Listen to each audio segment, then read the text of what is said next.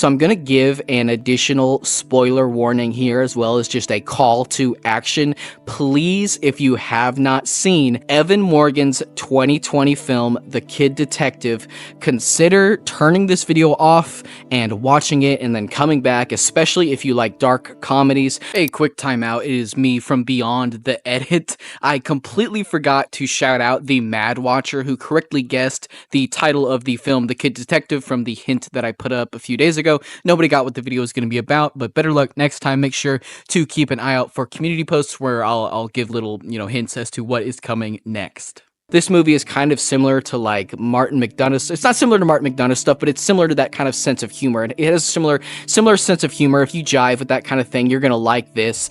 It isn't underrated. It was well received critically, but I bet there's a good chance you haven't seen it. It is a little underappreciated. But anywho, The Kid Detective is the story of Abe Applebaum, who used to be a kid detective. He would help other kids and adults alike, even the police force, by solving little mysteries all over town. He had an actual office where the mayor's daughter, a little girl named Gracie, who loves grape soda, acted as his secretary. When a sum of fundraising money went missing from his school, Principal Irwin approached him for help, and Abe discovered that it was taken by a neighborhood bully named Rory Beans. When he deduced who robbed the candy shop, the owner awarded him with free ice cream for life. But when Gracie went missing, seemingly vanished into thin air, Abe found himself unable to make any headway at all into finding her.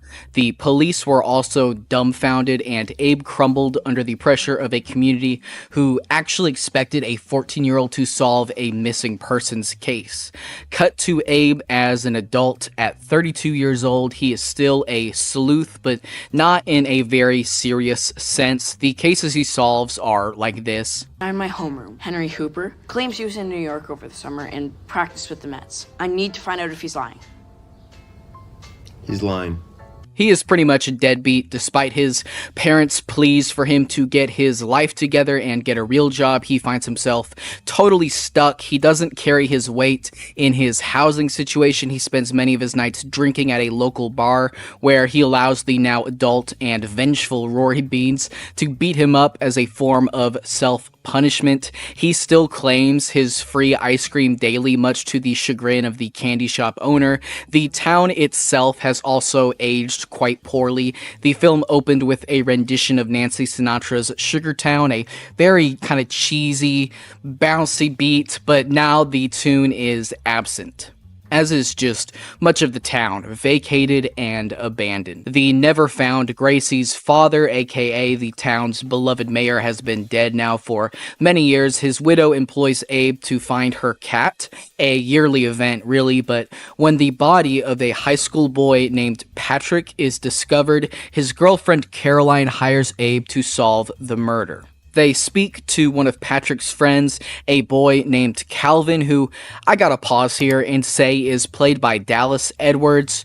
Great name for one, and two, is so fucking funny in this movie. His performance is great. I know you think Patrick was this perfect boyfriend, but he was a lot more complicated than he allowed you to believe. What do you mean? Give us an example. He used to collect bottle caps. Calvin informs them that Patrick had a second girlfriend. He had a concubine. Proof of which he kept in his locker in the form of a picture of her where she is only wearing a tiger mask. Caroline tells Abe that Patrick used to secretly leave origami roses in her locker, and she decides to continue to pursue the case, despite Patrick's cheating. So they sneak into the school and discover drugs in Patrick's locker. They kind of follow that lead down and a couple of others that don't really lead anywhere before they discover that they are being followed, but it's just Abe's parents. Abe speaks with Principal Irwin, and the two of them weirdly kind of find some common ground. They've both been sort of passed on by in life, but some of Irwin's comments lead him to suspect that Calvin had a hand in the murder. It seems like he may have been secretly in love with Caroline. So Abe sneaks into Calvin's house, but ends up trapped in the closet for hours while Calvin plays Pong on his computer. He almost escapes, but ends up having to hide hide again, this time in Calvin's sister's closet, who also spends a long period of time playing Pong. Abe sneezes, which gets him caught, and amazing cut here, by the way.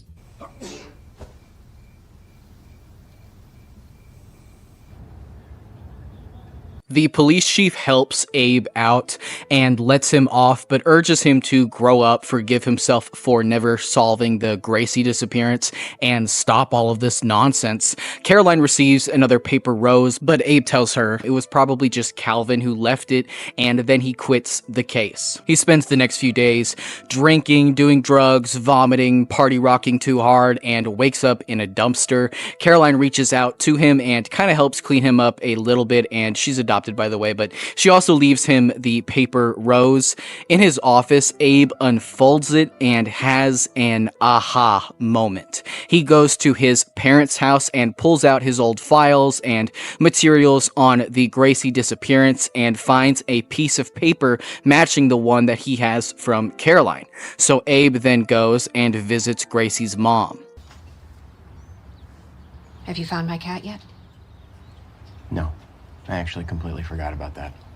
He finds an origami rose in her desk, but Gracie's mother doesn't know where it came from or who made it, and so stumped yet again, Abe returns to the local bar to drink and let Rory Beans beat him up again, but the bartender tells him this. Why don't you just apologize? For what? No one forced him to steal the fundraiser money. He didn't do it, man. What? Why do you think he hates you so much? Abe has a second aha moment and connects the dots in his head. He quickly goes to a house, breaks in, and for the first time in the movie, finds exactly what he is looking for. Hidden in a clothes drawer inside a lockbox, he discovers the picture of Patrick's second girlfriend wearing only the tiger mask. The home's owner returns. Abe hides under the bed, but is discovered. Abe,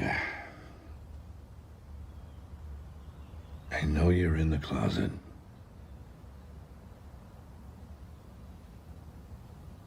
I'm under the bed. By none other than Principal Irwin.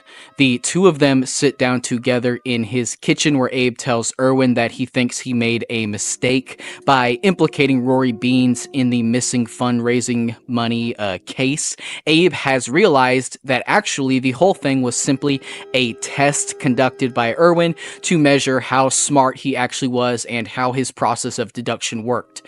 When Abe said that Rory Beans did it, Irwin then simply just framed him. You were just testing me, weren't you? Trying to see how my head worked. If I was really as smart as everyone said. Why would I care to do that? Gracie was kidnapped a week later. Abe has also worked out that Irwin took the picture from Patrick's locker and believed it to be Caroline wearing the tiger mask in the picture, which is why he killed Patrick, and he was also the one who sent Gracie and Caroline the paper roses. I found the picture you stole from Patrick's locker.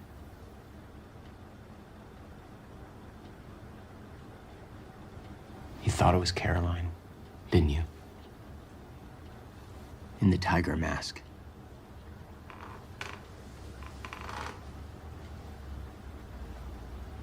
It wasn't. Abe believes that Irwin killed Patrick because he wanted Caroline to be pure like Gracie was, and Irwin then admits to taking Gracie.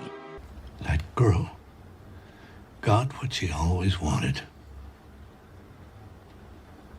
She would have loved to see this place. Her face on every telephone pole. People marching through the marshes, arm in arm. For a month, the whole country knew her name. I should have seen it. I could have saved her. You were just a kid. No one expected you to find her. She did. Abe, I watched you grow up with the weight of the entire town on your conscience. I always felt a little sorry for you. No child could survive that. Erwin reveals that Gracie did not last long after he gave away their daughter, Caroline. So Caroline is Gracie's daughter, which really reveals the actual motivation for why Erwin killed Patrick. Erwin then pulls a knife and tells Abe that, There's a reason I always obliged you, Abe. We both know how it feels when nobody takes you seriously. Now they'll know what we were capable of. and he stabs himself to death. Peter MacNeil, who has an amazing IMDb profile picture for one thing, is absolutely incredible in this role. He plays a big part in making this scene one of the tensest I've ever witnessed. Abe is, of course, beyond traumatized and disturbed, and he rips a beer out of the fridge and downs it, but also notices a suspicious amount of grape soda in there. In the backyard, he discovers a shed where Gracie, alive, has been kept for all of this time. She has been making the paper roses all along, and Erwin just delivered them. I'd like to also shout out Jay McCarroll, whose score in general is really good, but especially here at this moment.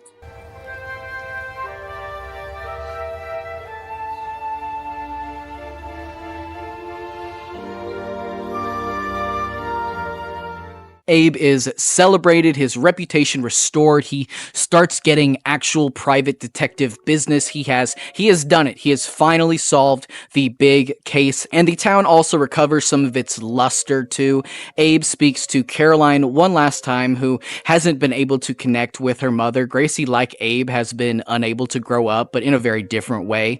Later, Abe is visited by his parents, who are finally proud of him, but Abe seems quiet, tired, distant. He's been having trouble sleeping. The floor creaks at night. His parents try and reach out and connect with him emotionally, but he turns away, and if the copyright does not give me any issues, I'm gonna just let the rest play out or play something over it, but either way, here it is.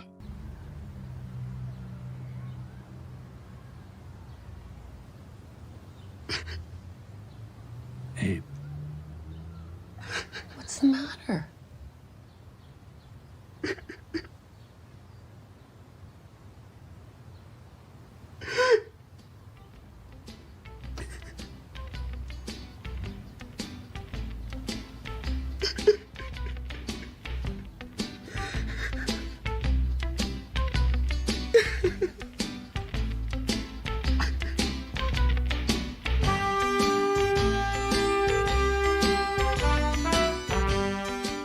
This is it. This is my favorite title card of all time. Also my favorite ending to anything ever. This title card functions as the punchline for the film's cruelest joke. Abe has done it, but now feels more empty than ever, more lost than ever. Why exactly does he break down here? Is it due to the trauma suffered watching Erwin take his own life? Is it just from all of the pressure heaped onto him his entire life? Is it from that pressure finally being released? It could be both, all, or neither, but this ending is both bittersweet, grim, and horribly funny. This is peak black comedy. God damn, this title card is so fucking funny in the meanest way. It is almost like lovingly cruel. It's just perfect. It is just, to me, perfect, and is my absolute favorite title card ever. Thank y'all so much for watching. I cannot say how much I have appreciated it and continue to appreciate it. The support on this channel really means the world to me, and hopefully the audio sounded a little bit better this go around. My home right now is akin to a literal echo chamber, so if y'all have any like echo reduction tips, hit me up, and also make sure to drop your favorite title cards down below too. There were a ton of mine that actually didn't make it to this video, cut for time, so if you do want to see a part 2, also let me know down below, or just whatever you want to see next.